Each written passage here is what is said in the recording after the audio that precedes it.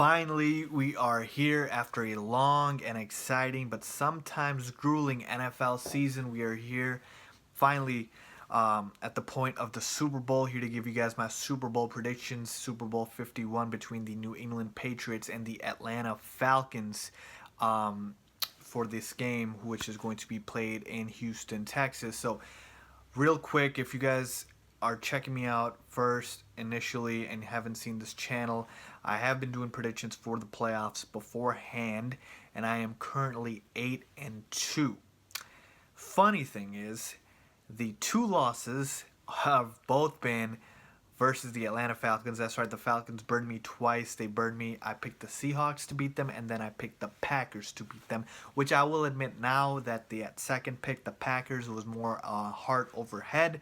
But with that being said, that's another topic for another day. Let's just get started. Here to give you guys my analysis and preview for Super Bowl 51 and what team do I think wins the Super Bowl. Now, what I like to do first is sort of give you guys my matchups, and then after that throw in some numbers, and then eventually give you guys obviously my Super Bowl prediction, who I think will win, and then of course the score as well. So let's get started. Let's look at the positions quarterback-wise. Matt Ryan versus Tom Brady. Now, Matt Ryan has been unbelievable this year. He's probably going to win the MVP. I think he should.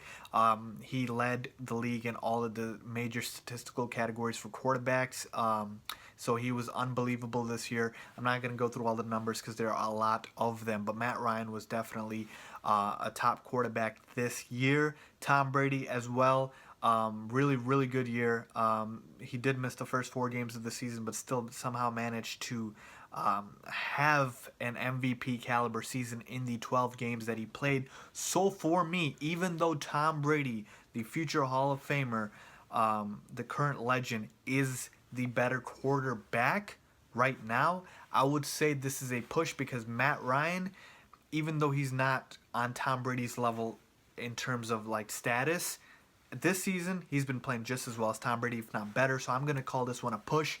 Neither team has a major advantage. These are the two quarterbacks that led the NFL in passer rating 1 and 2. So this is about as even of a matchup as you can get at quarterback. So this is going to be a push for me. Neither team has the advantage. Both teams have great quarterbacks. Running backs, you got Devontae Freeman and Tevin Coleman on one side, the two-headed monster for Atlanta, and then you got LeGarrette Blount, the bruiser, power running back, and the two pass-catching backs in James White and Dion Lewis. For this one, I'm going to give the matchup advantage to Atlanta. I just believe their running backs are much more dynamic, much more of a threat coming out of the backfield, and they can do both things. So LeGarrette Blount's not the pass-catching back.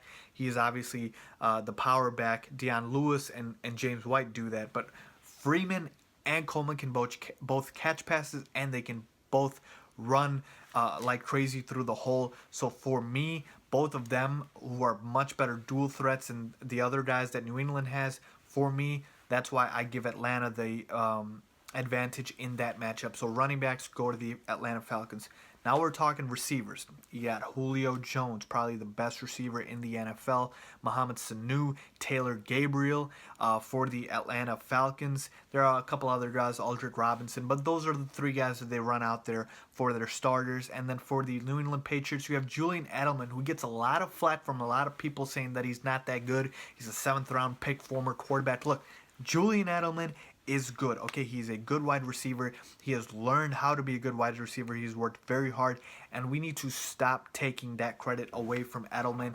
I believe he's one of the best slot receivers in the NFL, and definitely one of the top, I would say, like 10, 20 receivers in the NFL. So Julian Edelman. Then you have, of course, Chris Hogan, who had his breakout game against the Steelers last week when he put up 9 catches for 180 yards and 2 touchdowns. So he's their deep ball threat. And then, of course, you have Danny Amendola. You have guys like Malcolm Mitchell. So the New England receiving corps, though it is very good for their system, they don't have as many big playmakers that can take the top off a defense like the Atlanta Falcons do. Of course, Julio Jones, like I mentioned, nobody on New England is even close to his caliber. So this, again, goes to Atlanta for the wide receivers. Tight end. Atlanta's got Austin Hooper and Levine Toilolo, so nothing too special here. I mean, there are athletic tight ends, but New England still got Martellus Bennett. I know he's dealing with an injury. He's got, I think, bone chips in his ankle. They did lose Gronk for the year, but even for this one, I mean, this is still a push to me. Maybe a little bit advantage New England just because I do think Martellus Bennett is still very good. So I'm going to have to give this one to New England. And if not, you can still call it a push. Then you talk about defense. Atlanta was the 25th overall defense when you measured by passing yards allowed. New England, 8th overall. They allowed the least number of points in the NFL. Defense clearly goes to the New England Patriots. And then coaching-wise, you got Bill Belichick on one side, and then you got Dan Quinn on the other. Got to go with Bill Belichick, the future Hall of Famer, probably the best coach in NFL history if you take everything into account, going to his 7th Super Bowl, the most in NFL history. I'm going to have to roll with Bill on this one. So 4 of those matchups went to the Patriots, 3 of them went to the Falcons. Then we get into the numbers here. Look, to me, again, I have no sort of dog in this race here. I am being 100% objective and just trying to see what do the numbers tell me, which team is better. Now, obviously, Atlanta's offense is extremely, extremely high-powered, and they are definitely nothing to sneeze at, putting up 40 points every week. The question to me, though, is can New England get pressure on Matt Ryan, and can the Atlanta Falcons defense get pressure on Tom Brady? Because both quarterbacks, if they have a clean pocket, they will rip you apart. They are surgical, okay? And that's why they had the number 1 and 2 passer rating in the NFL. So for me, that's going to be a big factor in this, the pass rush for both sides of the ball. And a lot of people say, you know what, Atlanta Falcons had Vic Beasley, who led the NFL in sacks, but I checked it out. Vic Beasley leads the NFL in sacks, but he was only 18th among edge rushers in pressure, in generating pressure. So if it's not a sack, Vic Beasley can be sort of masked out from creating any sort of pressure, and that's really where he makes sort of his quote-unquote money, is either he gets a sack or he is not doing anything and he gets completely swallowed up here. So looking more into the numbers, you got pass defense, right? Brady gets to go up against the 28th pass defense. Even though I know the Atlanta Falcons are playing well, they did hold the Packers to a shutout in the first half last week, but that was a product of a missed field goal, a fumble in the red zone, and multiple other opportunities in which the Packers did not cash. So really, they probably were not going to hold the Packers to a shutout. Matt Ryan goes up against the 12th pass defense. So really, that's advantage New England again. Then you got, like I said, Devontae Freeman, Tevin Coleman. They get to go up against the 3rd rushing defense. LeGarrette Blount, Deion Lewis, and James White get to go up against the 17th rush defense. So a lot of the numbers here favor New England. And I know the running backs for Atlanta, like I said, are more talented than New England, but that is just what the numbers say. The matchup for the Patriots offense is easier than it is for the Atlanta Falcons offense. And here's another stat that really sold me. The last 7 or 6 times, the number 1 offense and defense have met in the Super Bowl. The number 1 defense is 5-1. Okay, so last 6 times, the number 1 defense is 5-1. Okay, so that means the top offense has only won 1 time. Okay, furthermore, in the last 7 times a top offense was in the Super Bowl, it was 2-5.